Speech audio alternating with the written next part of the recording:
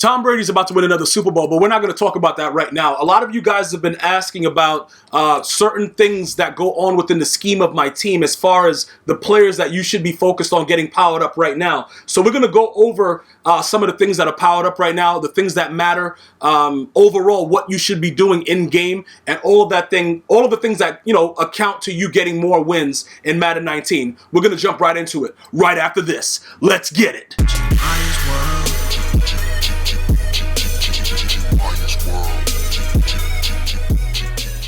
All right, so we are back right now. We're going to be talking, like I said, as far as the offensive line goes, most of you guys that are veterans, you guys know what we look for, right?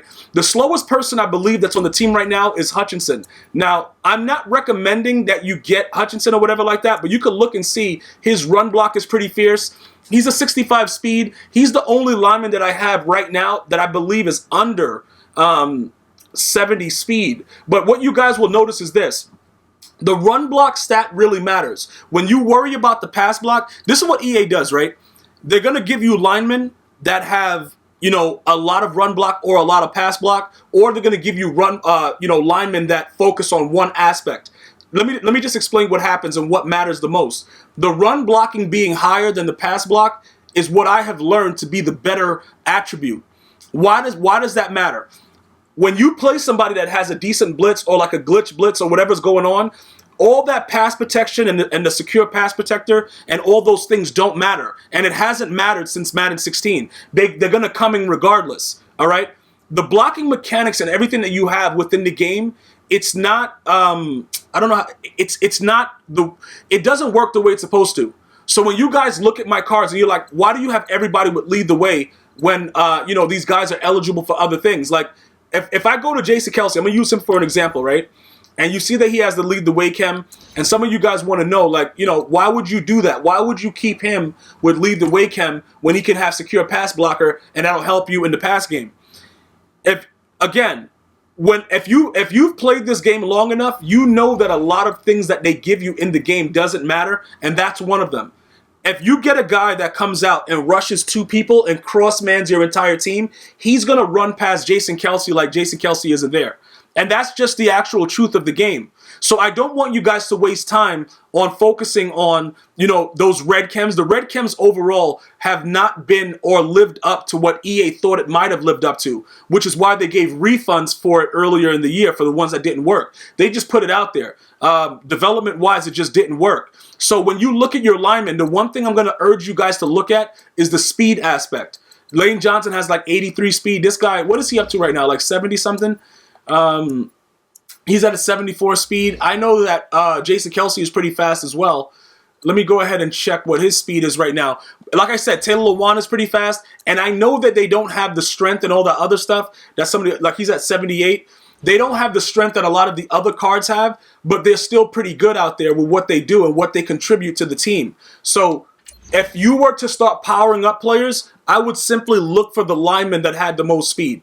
All right? That's pretty much what, you know, is going to make you get to that. You'll see that even if you don't run tosses, if you run wham, whatever like that, if they have the speed and lead the way, they're going to be able to get in front and blow up the play and give you that opening that you need. Because a lot of people that you're going to play, they're going to be switching out players to have, like lead the way and things like that.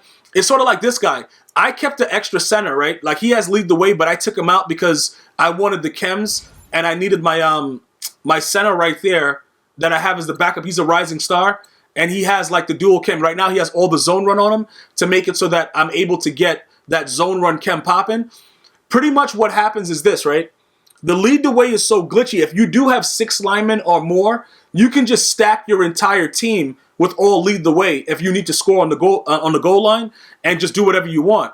But remember, the rising stars can get the red chems. The only reason he's in right now is primarily because if you look on the right side, you see that I'm barely at zone run. I need this guy to have, what does he have right now? He has 4. So pretty much what happens is this, right? If I take him out and put the other center in, right? Just because I want to run wham like a total idiot, I have to find somebody else to add another zone run on too.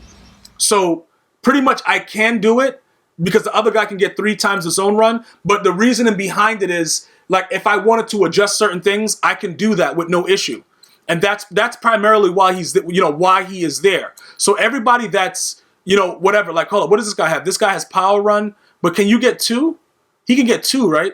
He can get 2 power run or something like that, and then we could probably do it. But like I said, if I wanted to adjust it, that's what I would do, and just put that guy in as far as like lead the way, because that's how important speed and lead the way is in the game. So I don't really worry about all the other attributes that EA is filling the card up with. Focus on the speed of your linemen, and they will get out in front, and you know they'll block upfield for you and help you with that. You know, in that regard, when you're looking at the tight end, I can't really go against Kittle. All right, he's a very, very fast tight end, obviously 97 speed. John Madden coach and sprinter ×2. Nothing else to really talk about. If you don't have him, I would focus on trying to get him if you can. If you cannot, you know, dealing with the team captain Shannon Sharp, he's pretty good as well. But Kittle is he's a game changer. That speed is a game changer at the position because it completely opens up the middle of the field. So there's really nothing that the defenses can do. They have to just stand around and look like, all right, so this guy's going to do me dry, and they got to stand there. Or they have to, like, you know, adjust their defenses to make their zones play more inside, and then it opens up the outside of the offense. Tyreek Hill, some of you guys are asking me, is he worth the million coins? I bought him for $500K on the same day he was released. Had no idea that his price would skyrocket like that. The only thing that really hurts this card is his height. Because right now, with the way the game is, if you want to win more games, like this, like the tips that I'm giving you is going to make you win more games. Like as far as the linemen and everything like that is concerned, the speed of the linemen and lead the way. But if you really, really want to win more games, learn how to high point and aggressive catch. Like, bruh, you will dominate. You will beat, you know, the quote unquote top Madden players. If you can just go out there and throw the ball up high and just have a tall receiver like Randy Moss, even if you have like a Herman Moore, whatever, that's ultimately going to dominate your opponent beyond belief. I'm just being honest with you. It's a very, very disgusting situation that's going on right now with the game. But if that's something that you're looking to do, to just be an outright maniac on the field, I would highly recommend that. I would highly recommend getting the tallest receivers possible, holding down the L1 button, and just dotting people. Because you can't pick it. And in most cases, the players don't even jump. Even if you have like ball hawk on in your settings, they still won't jump. So that's a tip that's going to really help you guys out, you know, getting those wins, like piling them up. It's going to frustrate your opponent, but who cares? Doesn't really matter. Ricky Williams, in my opinion, is the best running back in the game. So I put zone run on him. Right now, he's sitting at 96 speed, 99 carrying. As far as his spin move goes with the zone run chem, I don't really see a difference in the way he spin moves. It's just about how you time it. As long as the spin move is at the threshold of 88, you can spin move anybody. Doesn't matter what they're doing. Even if they're strafing, you just have to be able to time it perfectly. You have to wait until you're right up on the player before you initiate the spin. If you're able to do those things, you will be fine. You will have no issues winning these games. I promise you that. All right? On the defensive side of the ball, what happens is, obviously, number one thing is speed. The next thing is you better have a Deion Sanders on your team. Deion Sanders is by far the best cornerback in the game, so you're going to want to have that. Other than that, the reasoning behind everything else that I do, high zone coverages, high man coverages, but I generally play zone. Very, very rarely do I play man unless it's an idiot that's aggressive blocking and running the ball. If you play two men under against that, usually your guys will break off and get in regardless. So that's the only time I usually play man-to-man coverage. Other than that, I stay out of man and you know, I focus more on zone. So Patrick Peterson is a 99 and a 97, but I have to actually go and click on it. Deion Sanders is 99 speed, 99 zone, 99 man, all that stuff like that. But EA doesn't show it unless you go to actually click on the player. It doesn't show it to you on the side, so I'm showing it to you there. 99 man, 99 zone. Patrick Peterson does his thing, but the biggest thing about the corners that you're going to want to have is spin move. All right, now, why would you need spin move on the defense? Pretty much you're taking it back for 6. Now, you could look at this guy and see that he's only at 87. He spin moves like nobody's business, and he's going for 6. Same thing with Bailey. Bailey is pretty much the same exact thing. With a 90 spin move, he's able to do what he has to do. Deion Sanders, 93. So all my corners have the potential to take it back for 6. And that's very, very key. Brian Dawkins has an 88. Jamal Adams, I think he's the lower one. He has a 55 spin move. So that's the only thing that's really bad with him. Calvin Johnson, you can see right there that he has an 85, so he'll be able to get spin moves off. I use him a lot, and he's definitely a guy that can spin move, but a lot of these other players don't have the spin move, so when you look at my core 3 corners, you're going to want to make sure that that's something that you're looking to do, all right? defensively on a D-line, the same way you want lead the way chem on your offensive linemen, you're going to want out of my way on all your D linemen. Now, Aaron Donald right now, he doesn't play for me. He gets Von Miller subs in for him with out of my way, and then Lawrence Taylor is one of my blitzing linebackers if I do run 4-3 over. Either way, this guy never usually plays on the squad. We usually put the other guys in with the out of my way to make it happen, Captain. You know what I'm saying, bro? And then we have secure tackler on the other linebackers just to make sure that dudes don't run rampant.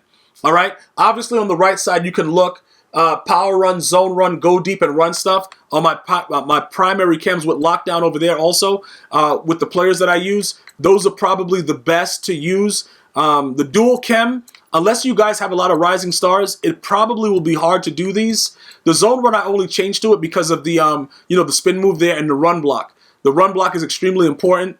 Power run, you're going to see right there, the break tackle, the impact block and things like that, also really good.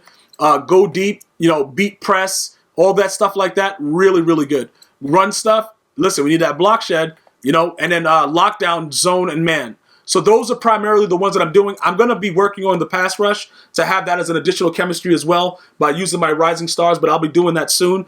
But those are just some of the pro tips that you're going to need to win more games in Madden. As far as your kicker, you should always have a kicker that can get focus kicker on him. Right now, you got to be like, I guess the threshold is like 93 or something. Like, they got to be like a 90-something overall for you to be able to unlock it. But I prefer the fact that, I want my kicker to have the slow moving bar with the focus kicker. You can easily change that and go to clutch kicker so he can't be iced. But this is a little bit more important in my opinion because it's for the entirety of the game. And even if you do get iced, it's relatively slow. For the punter, you can do the same thing. I just don't feel that I want to waste training points on the punter.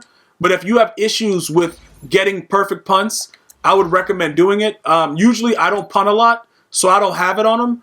But you can do it if you feel like you want your punts to be perfect and go out of bounds and things like that, like right at like the 1. If you're like a psycho like that, you could definitely line it up with the actual icon and put it right at the pylon and do it like that if you wanted to make it slower for the punter. All right, so those are some of the pro tips that's going to make you better in Madden. Let me know if you want more information about like on the field how it works. But for the most part, all my games are streamed on Twitch, usually when I'm playing Madden, so win or losses, it's going to be there. You don't have to search Reddit and come here to tell me that I'm on Reddit because somebody beat me. I don't care about it, bro. It's already there. It's not like I'm hiding it. Twitch.tv/GmiasWorld. Enjoy it. And tell those guys that posted about it on Reddit, I'm going to pick their moms up at 8, and I'm not going to be late. I'm going to see you guys and girls next time.